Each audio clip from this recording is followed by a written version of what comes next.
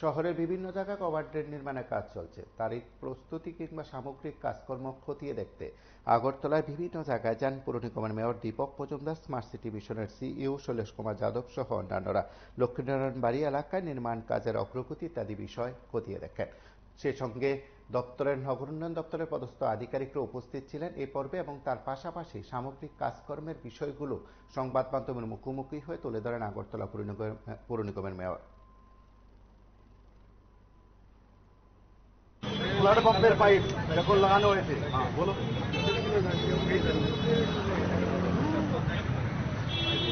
এখানে কি করে কালভার্টকে ভেঙে দেবে, তো পাইপ এটা ওখানে সামনে আমরা দেখি, সামনে ব্লকে যাচ্ছে।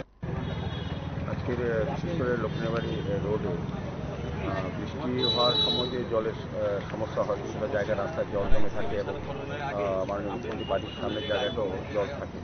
তো আমরা আজকে পরিদর্শন দিয়েছি। আমাদের সঙ্গে ত্রিপুরা সরকারের যিনি নবন্দর সচিব সেনজি আছেন, আমাদের smart city CO Shailesh Yadav আছেন এবং আমাদের জল বোর্ডের যিনি এবং অন্যান্য আধিকারিকরা, পৌর নিগম এবং জল বোর্ড, ডিডব্লিউএস সমস্ত আধিকারিকরা বেরিয়েছি। মূলত দেখার উদ্দেশ্য যে এই বর্ষার সময় কোথায় কোথায় জল বেশিক্ষণ থাকে এবং তাকে বেল আউট করার জন্য কিছু ব্যবস্থা গ্রহণ করা যায়।